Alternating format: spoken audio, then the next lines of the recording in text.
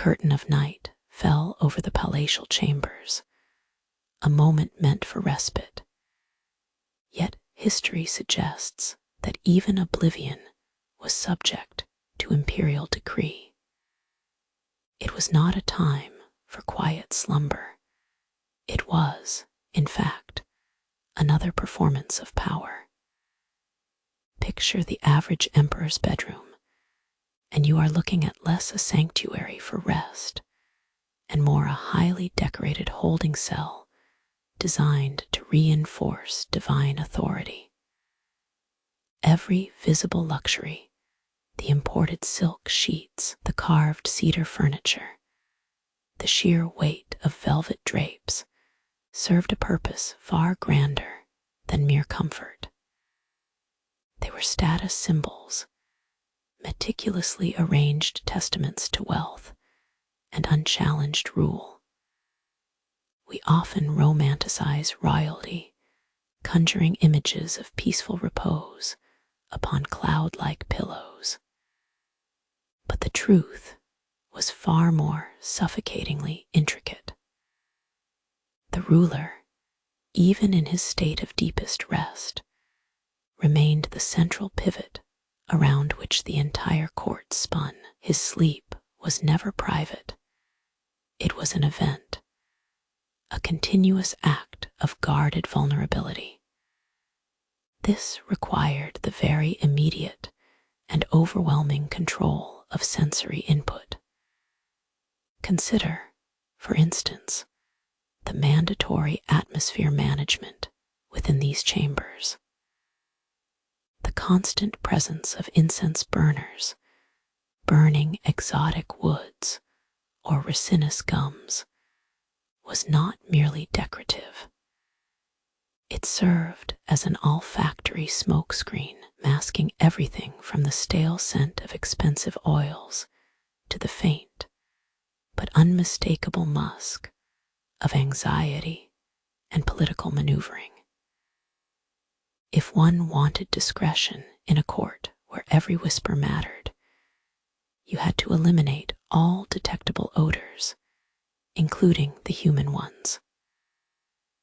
The sheer opulence of these sleeping quarters often felt less like a cozy refuge and more like an opulent trap.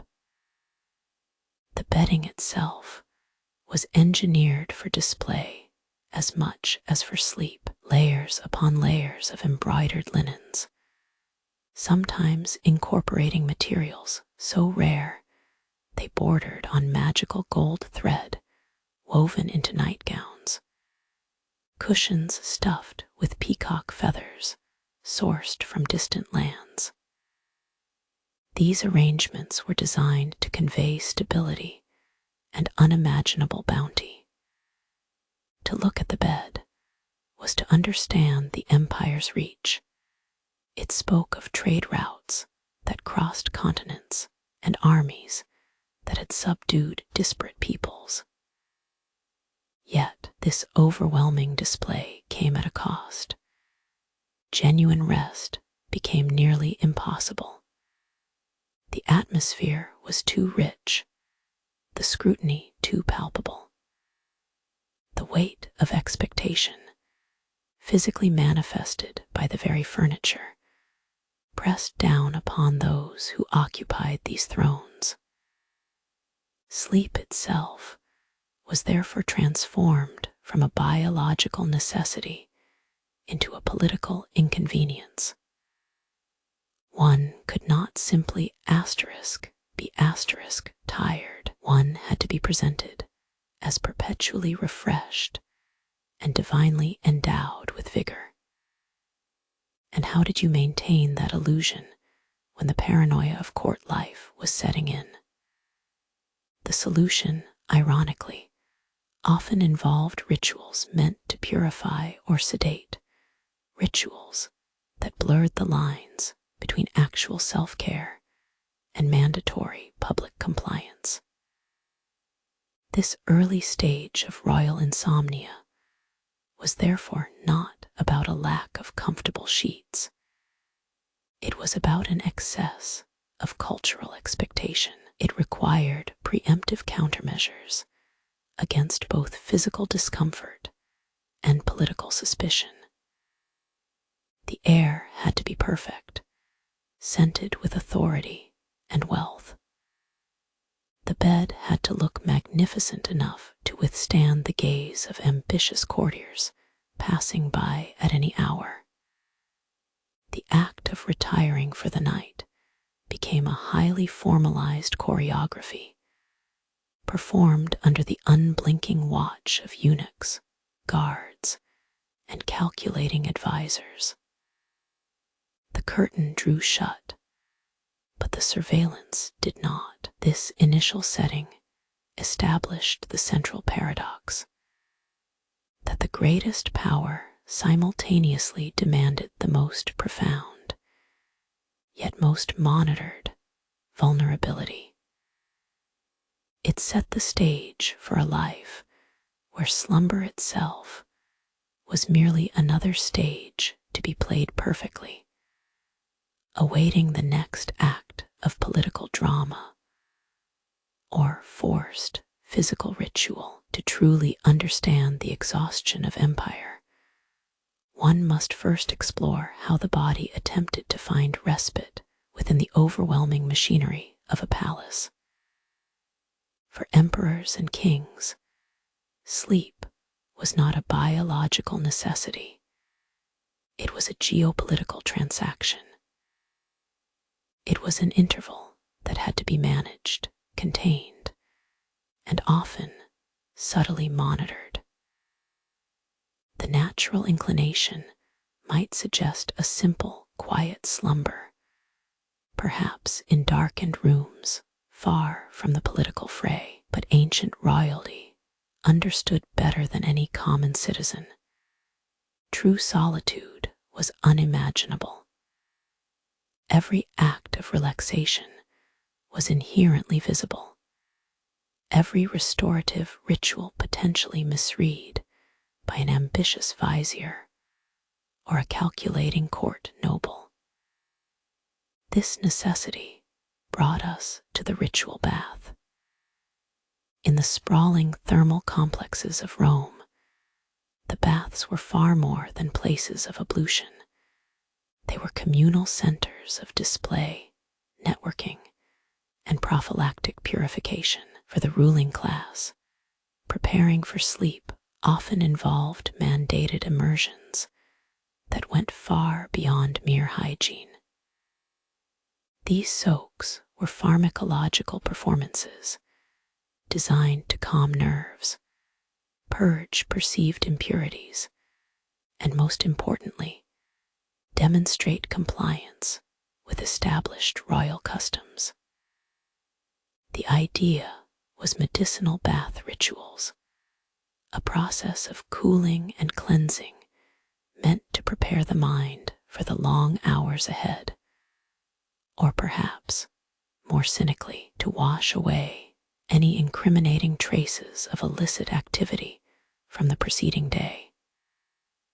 The water itself became a primary stage prop. It wasn't just hot. It had to be infused. Imagine vessels filled with oils, scented not merely with lavender and myrrh, but sometimes with rare herbs mixed in specific concentrations, each blend believed to possess potent soporific properties. The bath wasn't the end of the pre-sleep routine. It was merely the first act. The water served as a purification ceremony that cleared the slate for the coming surveillance.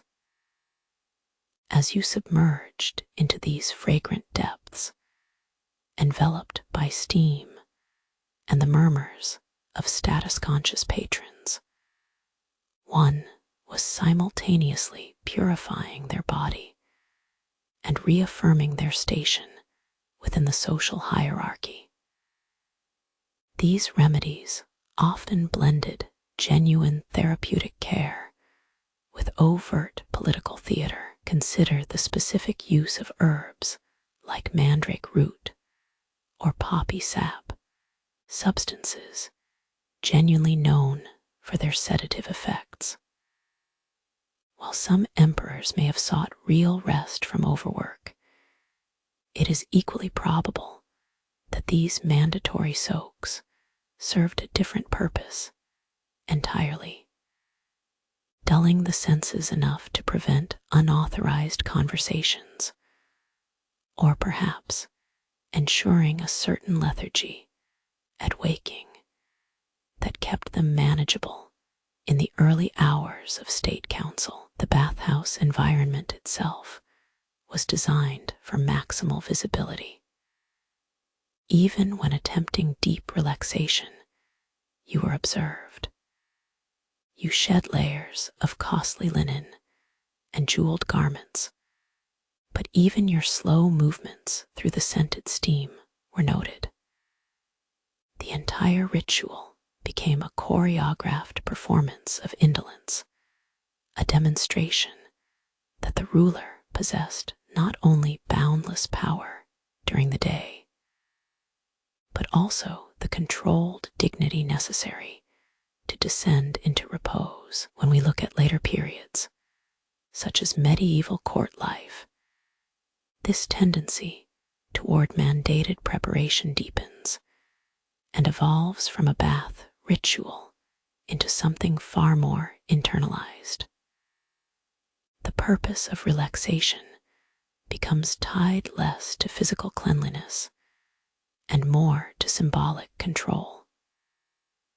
Sleep itself became viewed as a liminal state, a point where the ruler was theoretically unprotected and therefore required constant magical or spiritual reinforcement. The bathing rituals transitioned, becoming inseparable from specialized oils and poultices applied specifically for the royal figure.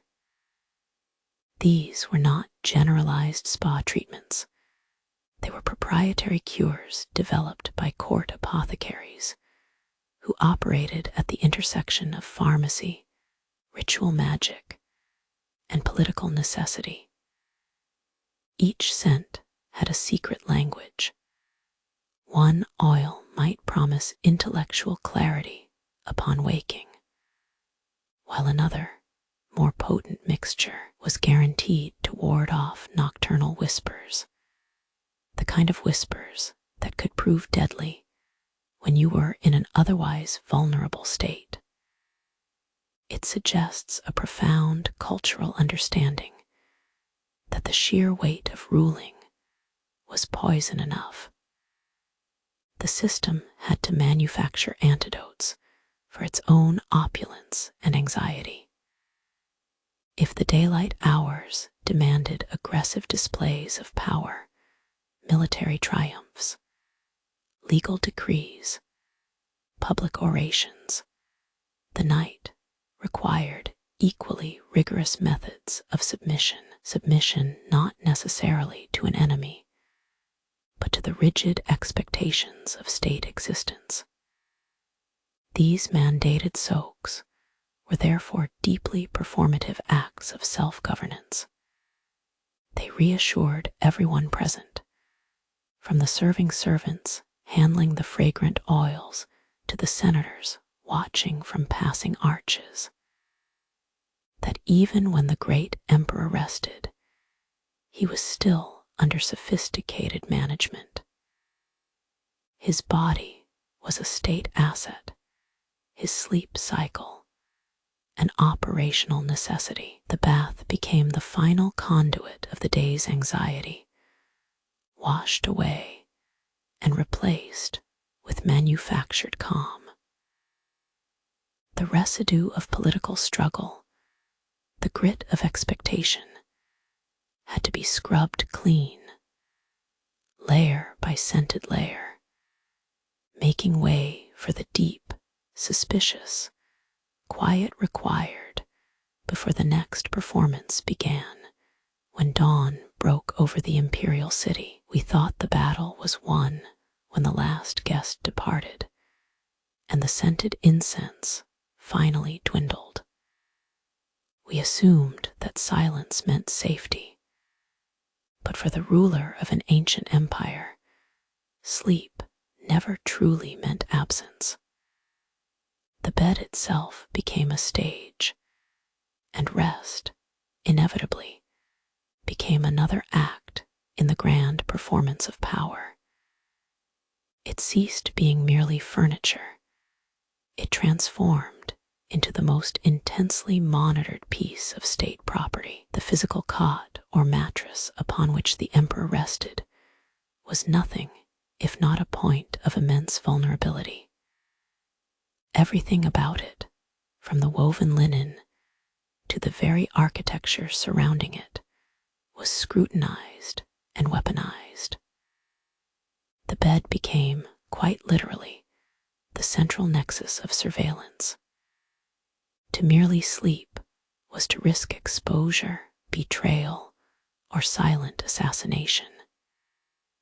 Ancient elites were acutely aware of this deadly calculus.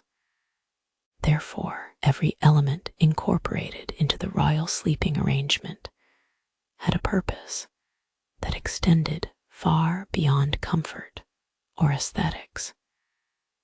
Consider the materials themselves. The finest silks and the most breathable linens were not simply chosen for luxury. They might be treated with specific compounds. Some historical accounts speak of bedding designed to subtly absorb or react to minute traces of foreign substances, turning the act of falling asleep into a passive intelligence operation. But the mechanisms went far deeper than mere absorbent fabric. We are speaking of structures built into the state's very foundation, the bed of state. These were not beds meant for repose. They were instruments designed to ensure fealty both during and after unconsciousness. The concept extended to everything from weighted pillows containing subtle, mind-altering residues, suggesting a gentle but complete suspension of critical thought upon waking, to night dresses that functioned more as monitoring equipment than sleepwear.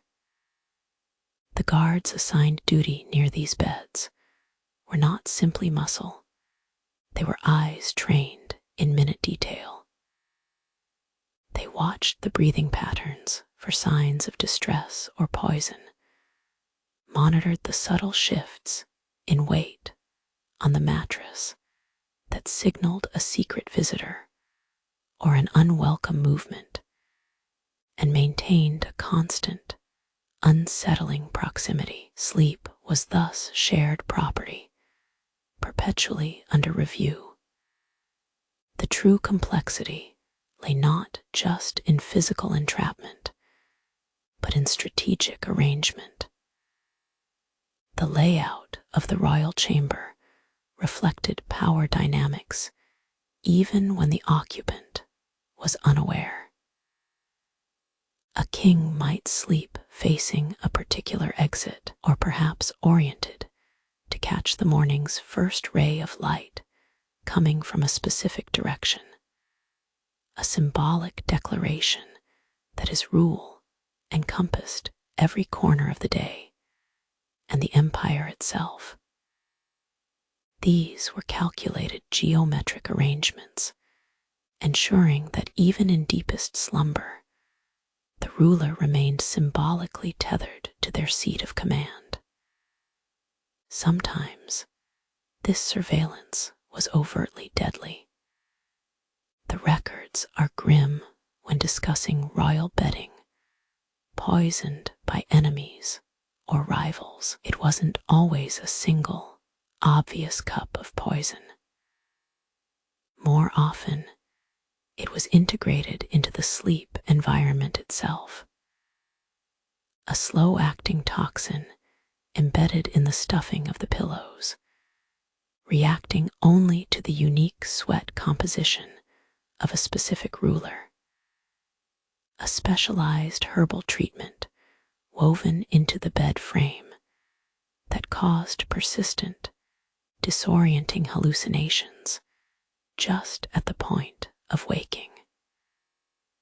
The goal of these deadly customs was never simply death. True mastery was maintaining power while remaining undetected, a subtle, paralyzing corruption of the sleeper's own consciousness. They desired fealty upon rousing. The poisoning wasn't always physical. Sometimes it was psychological. Imagine a regimen where specific scents were used to trigger deep-seated anxieties, only noticeable hours later, or mandated rhythmic tapping near the bed, believed to anchor the ruler's loyalty to the crown. Sleep became the moment of controlled degradation. This principle that slumber could be mined for compliance is what truly separates ancient royalty from us. For them, rest was never a biological necessity. It was a strategic pause that had to be managed, contained, and exploited. The bed wasn't merely where they slept. It was the ultimate containment unit, securing not just their body, but their mind, their will, and their absolute dedication to the state. It forced us to confront the disturbing reality that even in our most intimate moments, ancient power structures maintained an invisible leash. Your rest was never yours alone. It belonged to the gods, to the court, and ultimately to the emperor who required your waking loyalty above all else. This monitoring of the slumbering form laid the necessary groundwork for later rituals, solidifying the notion that even before consciousness returned, the ruler had to be gently or firmly reminded of their civic obligations. The state claimed ownership over even the subconscious mind. The bedroom was never a sanctuary. It was merely another extension of the court, a highly furnished cage where even oblivion was politicized. We have traced how, from the scent of burnt frankincense to the ritualistic soak of mandated oils, every phase of royal life had been structured by observation and control. But when we approach the moment of deep unconsciousness, the meticulous record-keeping of power found its most esoteric expression, the management of the royal mind itself. To sleep was not merely a biological imperative, it was intellectual territory. And therefore, to ensure that a ruler's dreams did not harbor seditious whispers or dangerous philosophical doubts, the elite developed rituals designed not for comfort, but for cognitive alignment. We move now into an inner sanctum where rest is mediated by scholarly decree. The most profound realization we face in these courts is that the ruling class were expected to be perpetually informed, eternally compliant students of state doctrine. This expectation did not cease when the head rested on a silk pillow. It simply changed form. It transformed from physical guard duty into mandatory intellectual surveillance. Consider the practices emerging from the great academies and private libraries adjoining the imperial quarters. These rooms were repositories of history, philosophy, law, and most dangerously, narrative. And when the night deepened, these scholarly pursuits did not fade away. They became compulsory performance pieces. The scholars, or specialized court rhetoricians, their exact roles shifting across different empires, yet their function remaining brutally consistent, were assigned the duty of bedside reading. This was far beyond the gentle telling of pleasant bedtime stories to a child. These readings were highly curated and deeply specific. A prince going to sleep in Rome might be subjected to recitations from Cicero detailing the necessity of civic virtue.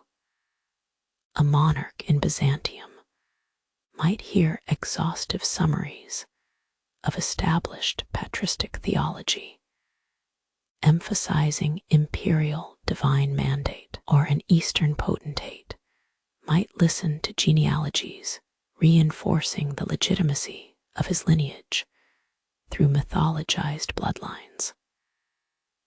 The selection was always geared towards solidifying power structures and suppressing intellectual dissent.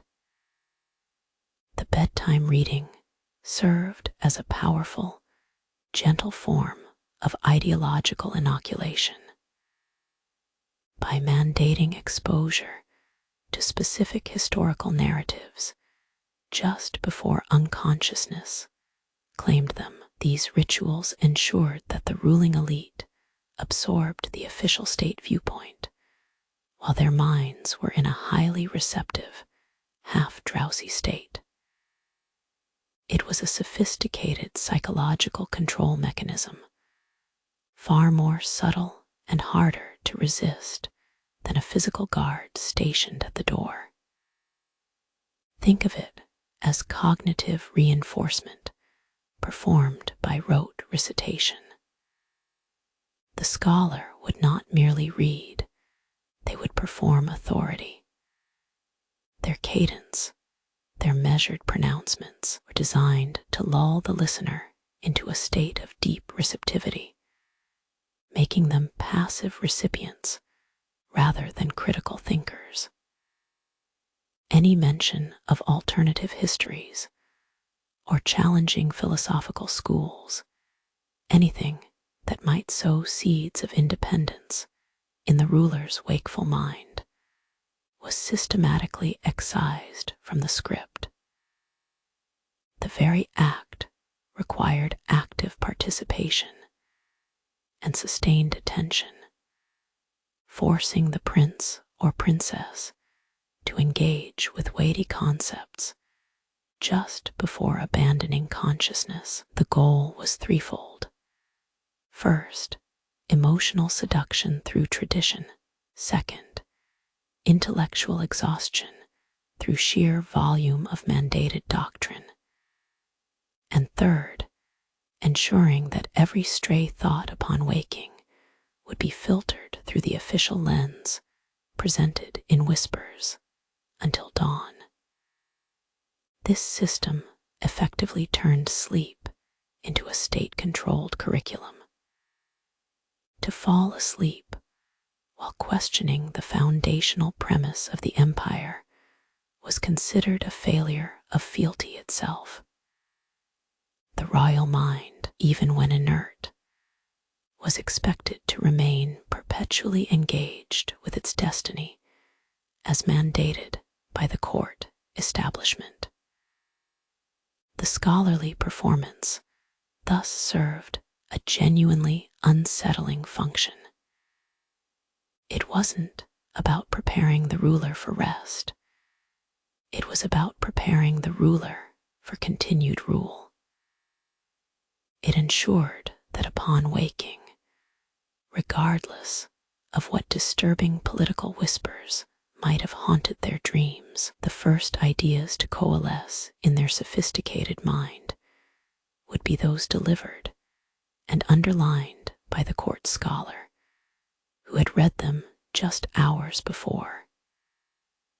The quiet reverence surrounding these sessions often belies the harsh utility of the ritual. They were not acts of affection. They were mechanisms of structural maintenance.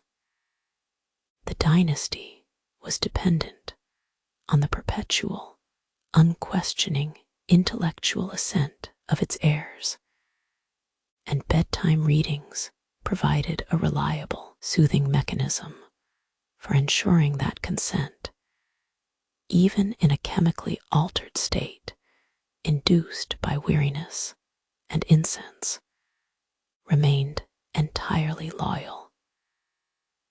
It is disturbing to consider how thoroughly modern power structures mirror these ancient methods. While we may not have mandatory Cicero recitations before retiring tonight, the principles remain eerily intact. The curated information stream, the gentle saturation of specific narratives designed for maximum psychological absorption at moments of vulnerability. The grand palace bedroom and our modern bedroom are separated by millennia, but the underlying mechanism of ideological control, the careful management of what we think about when we are at our most unprotected, remains terrifyingly consistent. Sleep remains one of humanity's deepest vulnerabilities, forever coveted and perpetually claimed by those who seek to maintain the illusion of order. We have seen that in the empires of old, even the most basic biological function, the act of sleep, was never allowed to be private. It was a public performance, a carefully orchestrated process under the perpetual gaze of court officials and competing political factions. If ruling demanded constant vigilance, then rest became nothing more than an exhausting state necessity, requiring ritual, documentation, and elaborate performance. And so we arrive at what might best be described as the Curio cabinet of ancient sleep science, a bizarre, heavily scented collection of questionable remedies amassed over millennia. This is where historical accounts devolve from genuine political insight into something that feels suspiciously like anthropological carnival sideshows. We are discussing cures, pseudo-scientific treatments, and dietary rules designed solely to knock out a potentate who is simultaneously too powerful and perhaps, just as importantly, susceptible to elaborate public spectacle. The pursuit of deep rest seemed not to be rooted in human biology, but in the prevailing belief that one's slumber was fundamentally linked to cosmic order or divine favor.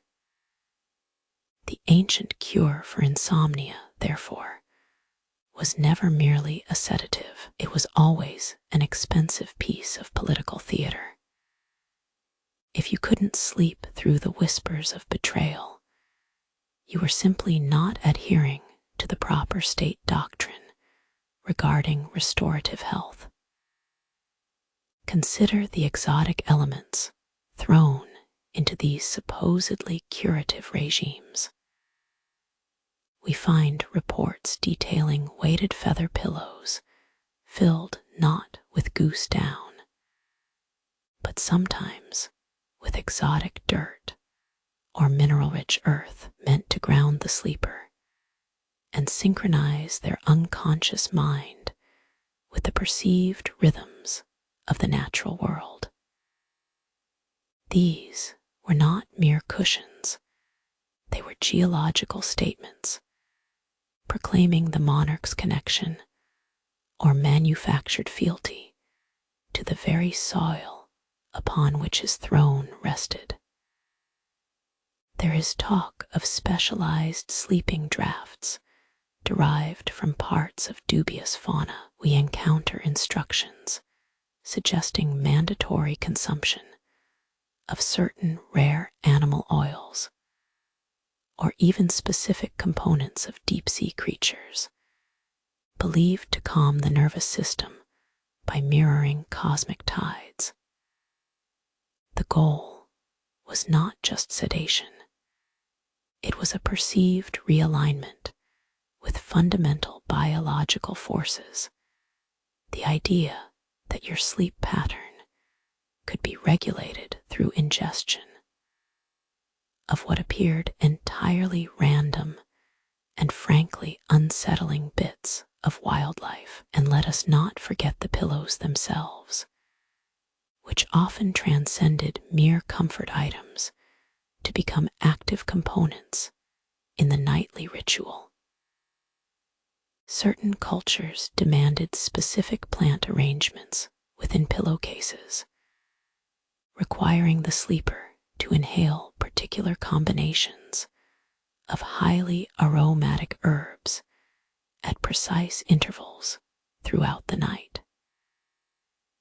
These concoctions, blends of myrrh, lavender, and frankly pungent roots, whose identification remains dubious even today, were designed to literally mask the physical signs of sleepless political anxiety from any approaching eavesdropper or physician.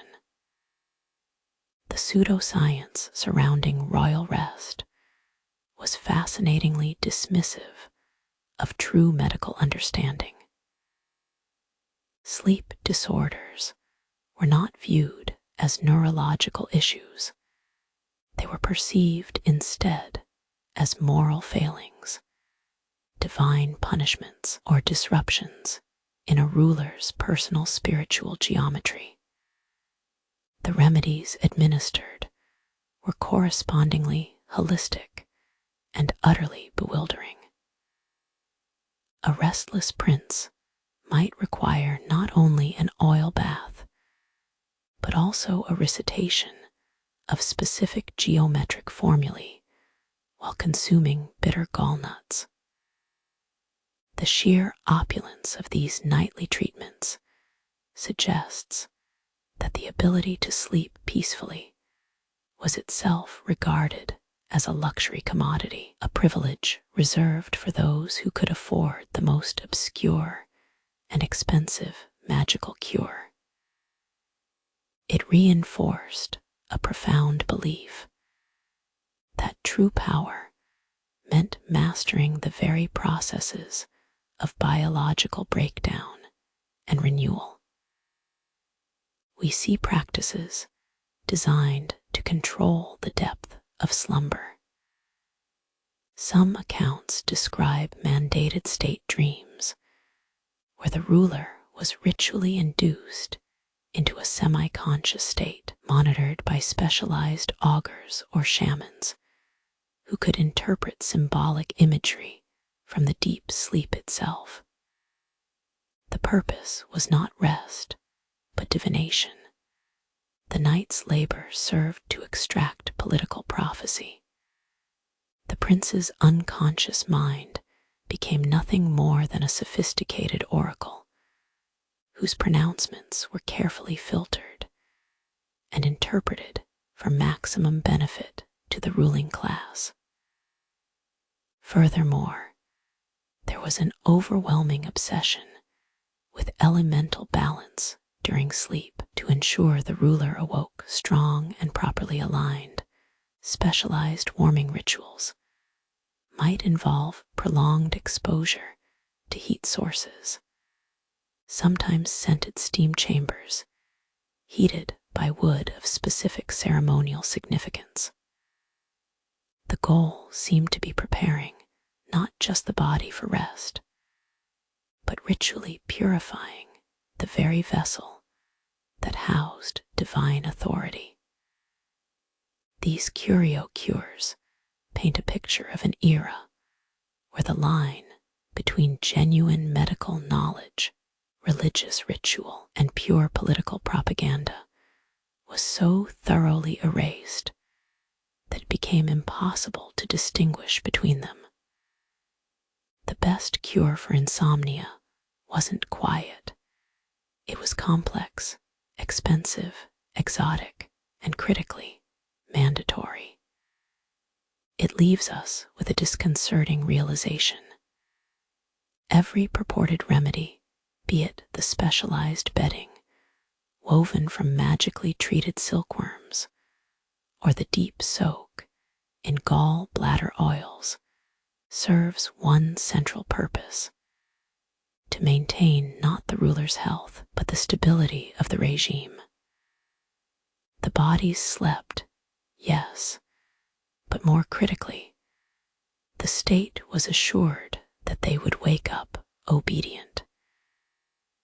These ancient practices were less about comforting the soul and more about curating a powerful waking consciousness. The exquisite horror of the palace was that there was no true end to the night.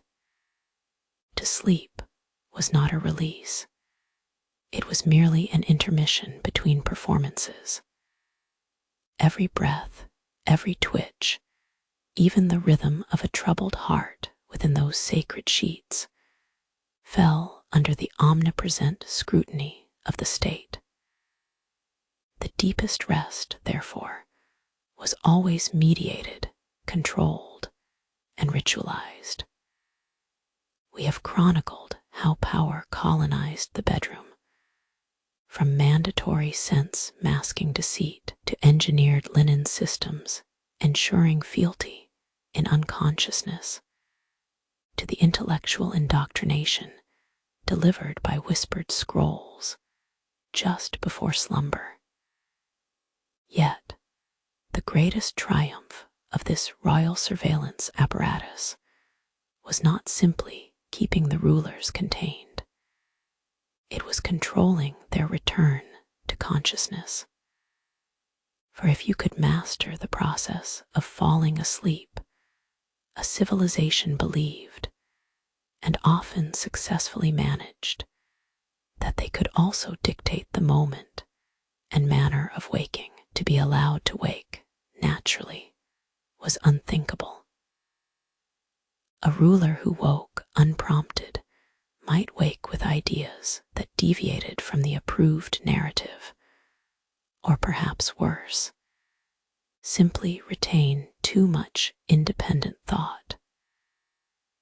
The alarm clock of ancient royalty was therefore not a mechanism of simple timekeeping.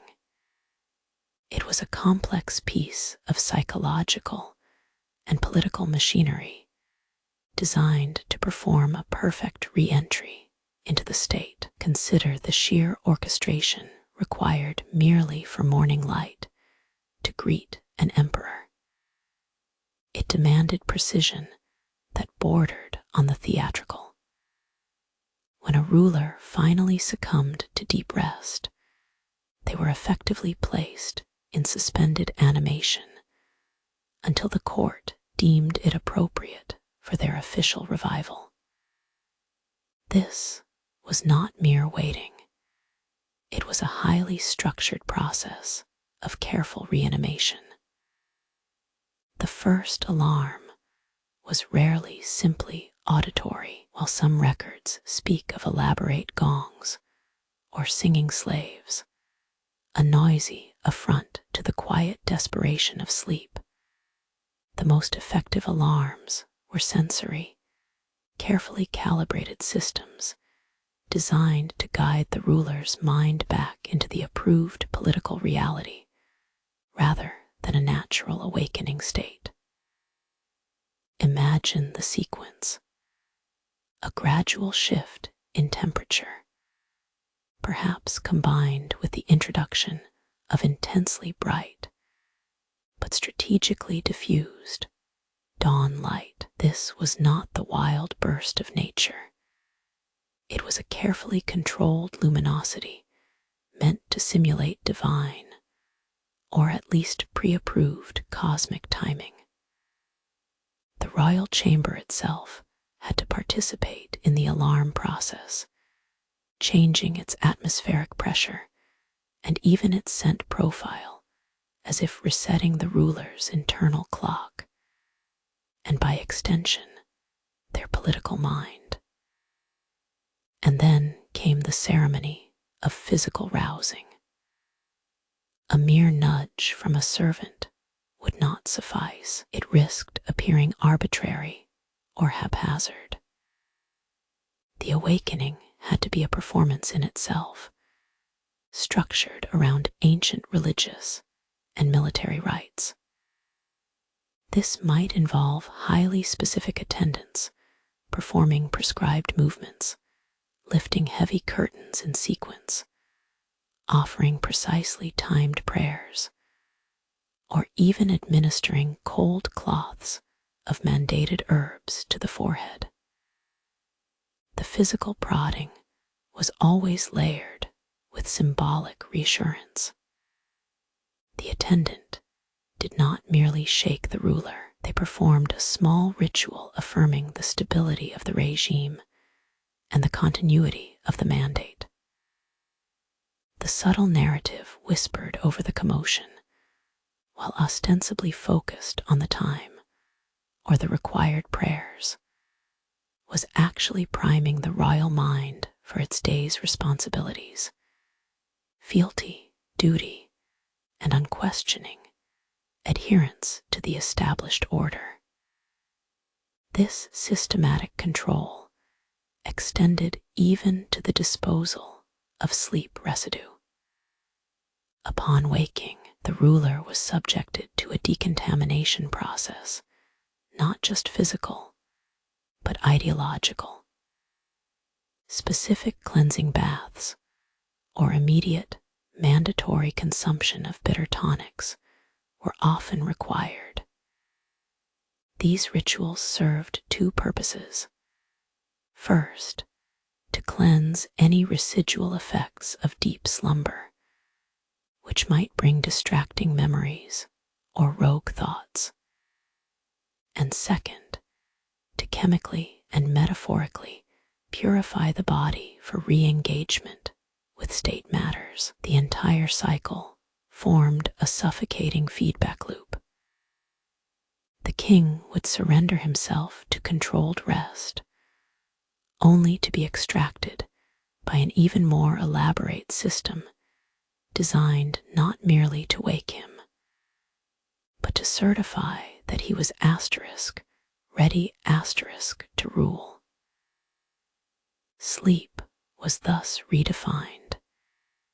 It wasn't respite, it was maintenance downtime for the state's most vital asset. It stands as a profound indictment of absolute power, that the greatest luxury afforded to an emperor was the assurance that his existence, and by extension, the survival of his dynasty, was meticulously managed, right through the deepest unconscious hours.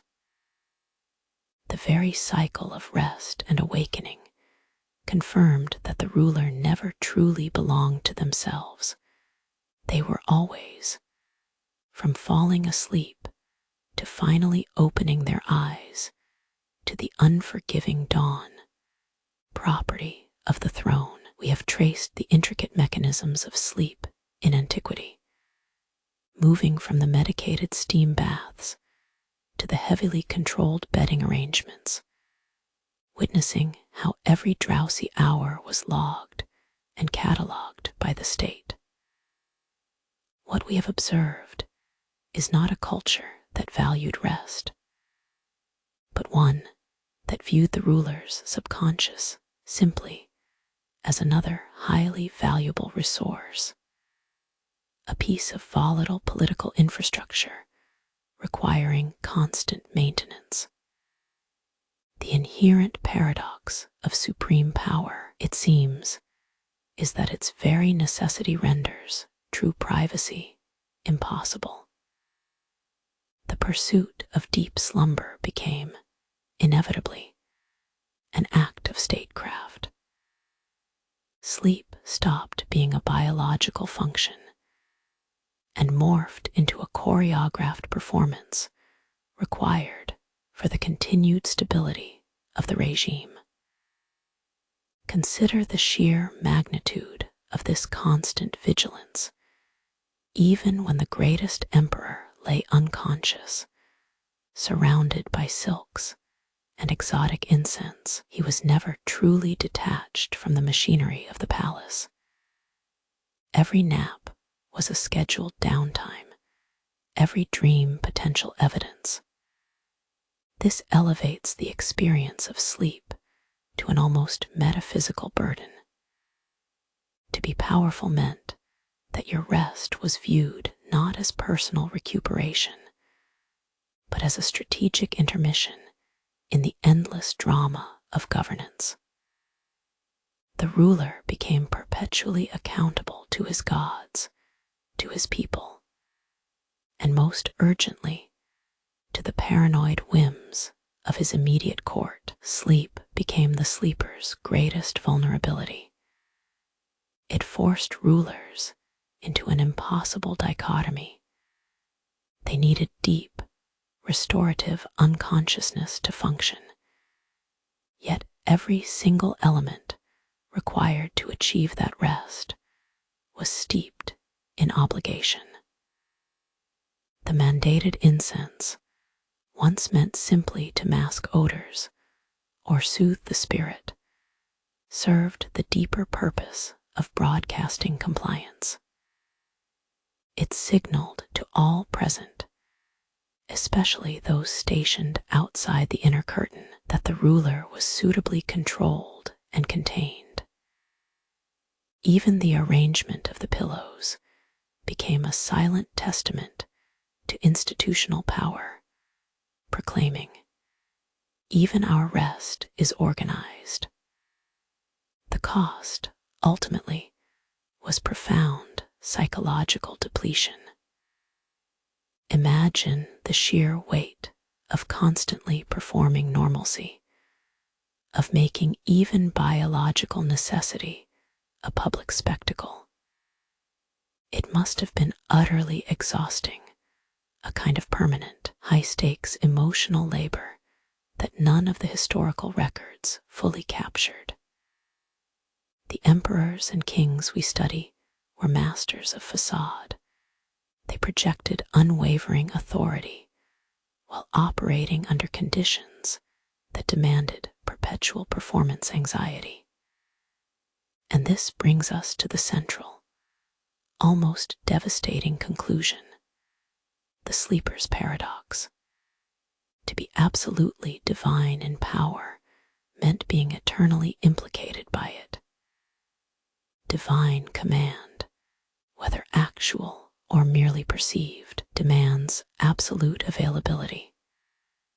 The state did not tolerate unstructured thought.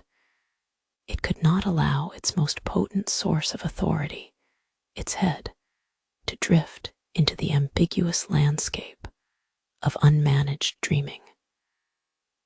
The palace bedroom was therefore not a refuge, but a highly specialized containment unit for raw power.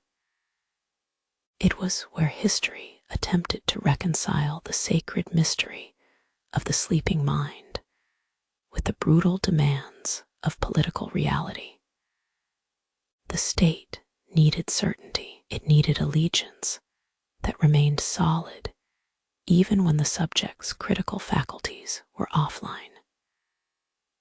This scrutiny permeated every aspect of life, from the bedtime scholars ensuring ideological conformity to the specialized linens meant to lull one into a predictable cycle of obedience.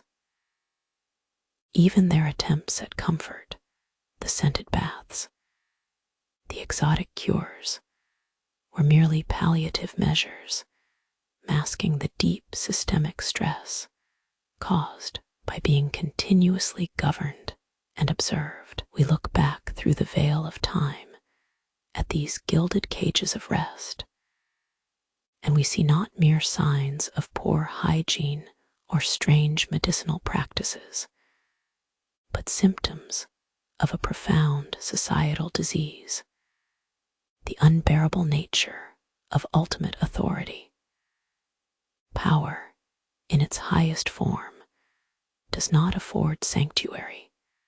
It creates the most luxurious, yet suffocatingly monitored space imaginable. The inherent contradiction remains startlingly consistent across millennia and empires. The moment a ruler achieves total power, they also forfeit their natural rights to obscurity and rest.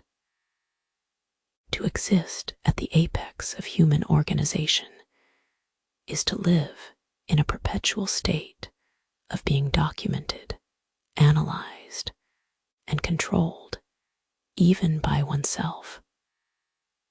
We find ourselves standing here, having traversed the perilous slumber rituals of emperors past.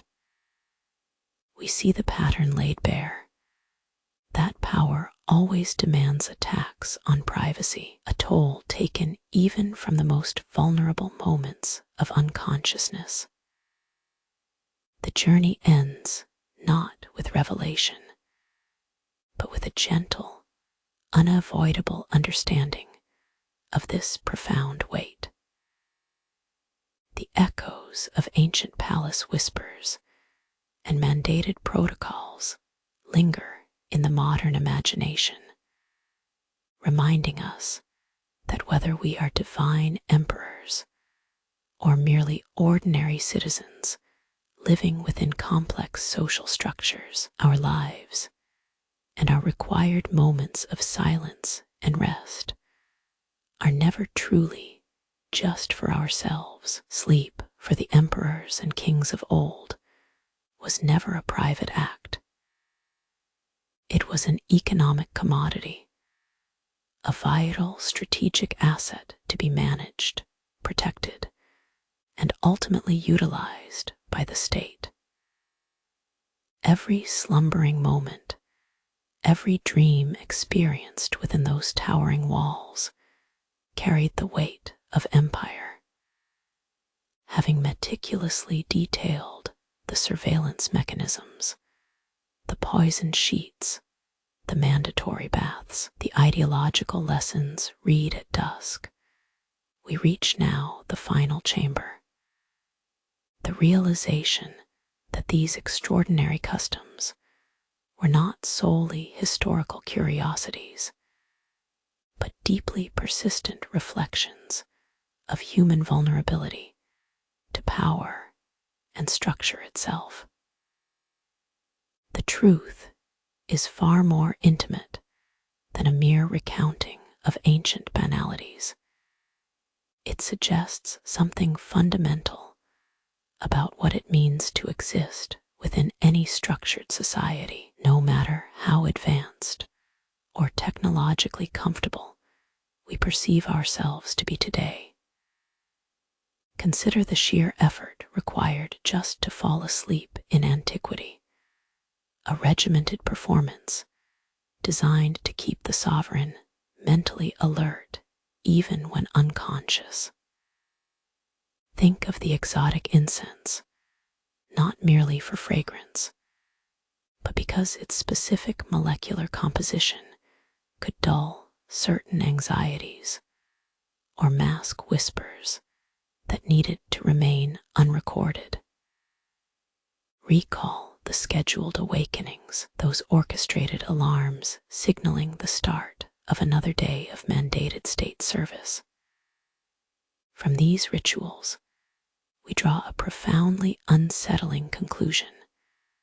Whether the ruler slept on linens dyed with mild hallucinogens and watched by shadowy court scholars, or if you, in your modern bed, are merely subject to the ambient glow of screens and the curated anxieties that scroll across them, the principle remains terrifyingly constant. The concept of deep rest, the kind that allows the mind to wander into truly unobserved territory, seems perpetually elusive, a luxury denied even in moments of supposed repose. We have traveled through worlds where slumber was weaponized, where dreams were potential intelligence reports, and waking life involved reciting state dogma for moral realignment. But this history is not meant merely to provoke a sense of academic awe or morbid fascination. It is an invitation, a slow, gentle turning inward. As we finally transition from the echoing marble halls of forgotten empires back into the quietude of our own time, let us observe what these ancient rituals reveal about ourselves.